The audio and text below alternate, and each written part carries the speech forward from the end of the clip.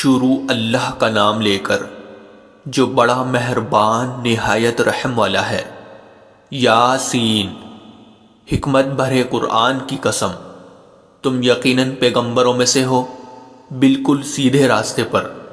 یہ قرآن اس ذات کی طرف سے اتارا جا رہا ہے جس کا اقتدار بھی کامل ہے، جس کی رحمت بھی کامل، تاکہ تم ان لوگوں کو خبردار کرو جن کے باپ داداؤں کو پہلے خبردار نہیں کیا گیا تھا، اس لیے وہ غفلت میں پڑے ہوئے ہیں۔ حقیقت یہ ہے کہ ان میں سے اکثر لوگوں کے بارے میں بات پوری ہو چکی ہے، اس لیے وہ ایمان نہیں لاتے۔ ہم نے ان کے گلوں میں توق ڈال رکھے ہیں جو ٹھوڑیوں تک پہنچے ہوئے ہیں، اور اس وجہ سے ان کے سر اوپر کو اٹھے رہ گئے ہیں، اور ہم نے ایک آڑ ان کے آگے کھڑی کر دی ہے اور ایک آڑ ان کے پیچھے کھڑی کر دی ہے، اور اس طرح انہیں ہر طرف سے ڈھانک لیا ہے، جس کے نتیجے میں انہیں کچھ سجائی نہیں دیتا۔ اور ان کے لیے دونوں باتیں برابر ہیں، چاہے تم انہیں خبردار کرو یا خبردار نہ کرو، وہ ایمان نہیں لائے گے۔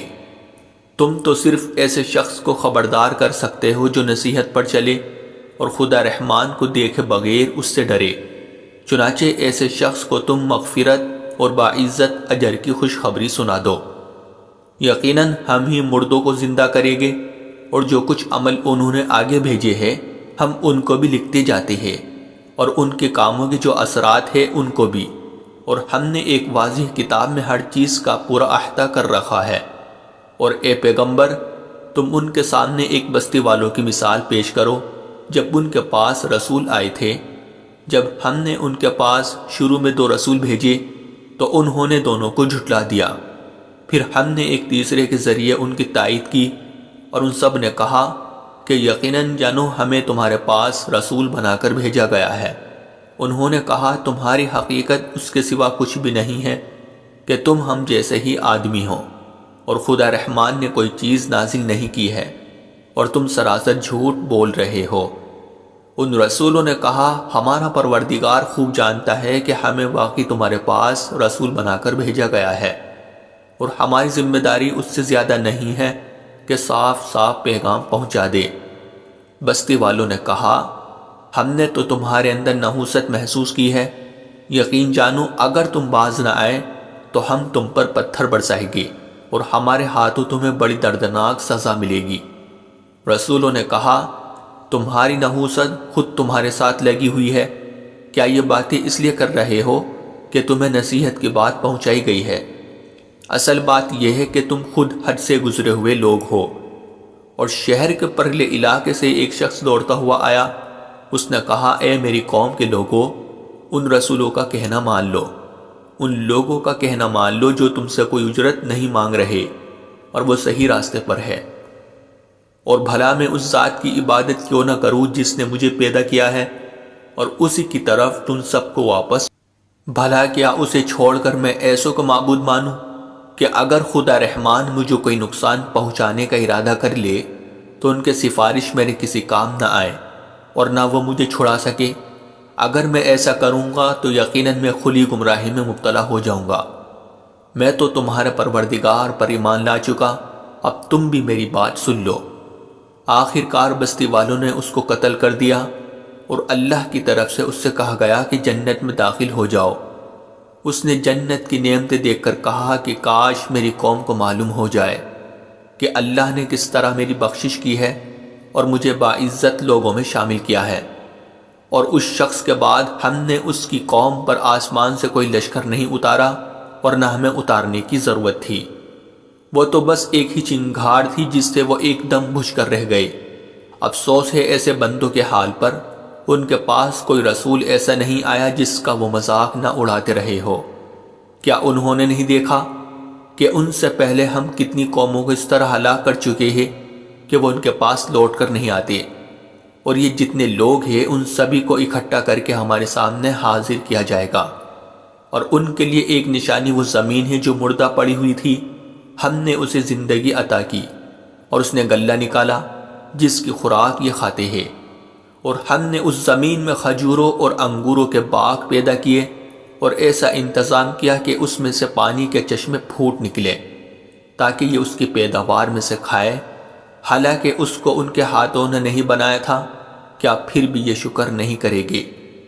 پاک ہے وہ ذات جس نے ہر چیز کے جوڑے جوڑے پیدا کیے ہیں، اس پیداوار کے بھی جو زمین اگاتی ہے اور خود انسانوں کے بھی، اور ان چیزوں کے بھی جنہیں یہ لوگ ابھی جانتے تک نہیں ہیں، اور ان کے لیے ایک اور نشانی رات ہے، ہم اس پر سے دن کا چھلکا اتار لیتے ہیں تو وہ یکایک اندھیرے میں رہ جاتے ہیں، اور سورج اپنے ٹھکانے کی طرف چلا جا رہا ہے۔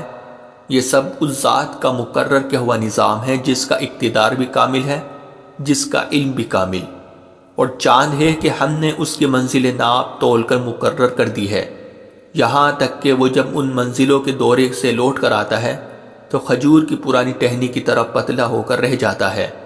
نہ تو سورج کی یہ مجال ہے کہ وہ چاند کو جا پکڑے، اور نہ رات دن سے آگے نکل سکتی ہے، اور یہ سب اپنے اپنے مدار میں تیر رہے ہیں۔ اور ان کے لیے ایک اور نشانی یہ ہے کہ ہم نے ان کی اولاد کو بھری ہوئی کشتی میں سوار کیا، اور ہم نے ان کے لیے اسی جیسی اور چیزیں بھی پیدا کی جن پر یہ سواری کرتے ہیں، اور اگر ہم چاہیں تو انہیں غرق کر ڈالیں، جس کے بعد نہ تو کوئی ان کی فریاد کو پہنچے اور نہ ان کی جان بچائی جا سکے۔ لیکن یہ سب ہماری طرف سے ایک رحمت ہے اور ایک معین وقت تک زندگی کا مزہ اٹھانے کا موقع ہے جو انہیں دیا جا رہا ہے۔ اور جب ان سے کہا جاتا ہے کہ بچو اس عذاب سے جو تمہارے سامنے ہیں اور جو تمہارے مرنے کے بعد آئے گا تاکہ تم پر رحم کیا جائے، تو وہ ذرا کان نہیں دھرتے، اور ان کے پروردگار کی نشانیوں میں سے کوئی نشانی ایسی نہیں آتی جس سے وہ منہ نہ موڑ لیتے ہو۔ اور جب ان سے کہا جاتا ہے کہ اللہ نے تمہیں جو رزق دیا ہے اس میں سے غریبوں پر بھی خرچ کرو، تو یہ کافی لوگ مسلمانوں سے کہتے ہیں کہ کیا ہم ان لوگوں کو کھانا کھلائے جنہیں اگر اللہ چاہتا تو خود کھلا دیتا۔ مسلمانوں، تمہاری حقیقت اس کے سوا کچھ بھی نہیں کہ تم کھلی گمراہی میں پڑے ہوئے ہو، اور کہتے ہیں کہ یہ قیامت کا وعدہ کب پورا ہوگا؟ مسلمانوں بتاؤ اگر تم سچے ہو۔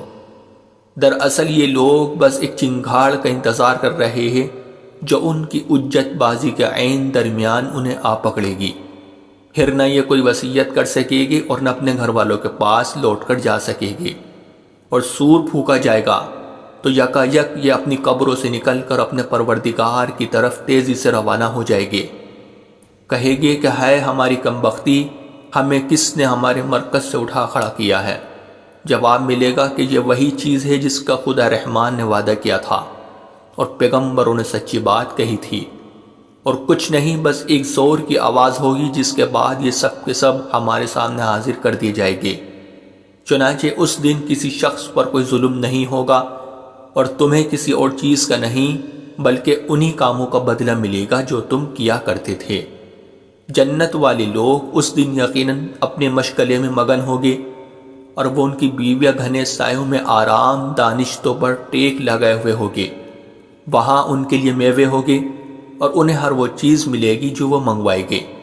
رحمت والے پروردگار کی طرف سے انہیں سلام کہا جائے گا، اور کافروں سے کہا جائے گا کہ اے مجرموں، آج تم مومنوں سے الگ ہو جاؤ۔ اے آدم کے بیٹو، کیا میں نے تمہیں تاکید نہیں کر دی تھی کہ تم شیطان کی عبادت نہ کرنا؟ وہ تمہارا کھلا دشمن ہے، اور یہ کہ تم میری عبادت کرنا، یہی سیدھا راستہ ہے۔ اور حقیقت یہ ہے کہ شیطان نے تم میں سے ایک بڑی خلقت کو گمراہ کر ڈالا، تو کیا تم سمجھتے نہیں تھے؟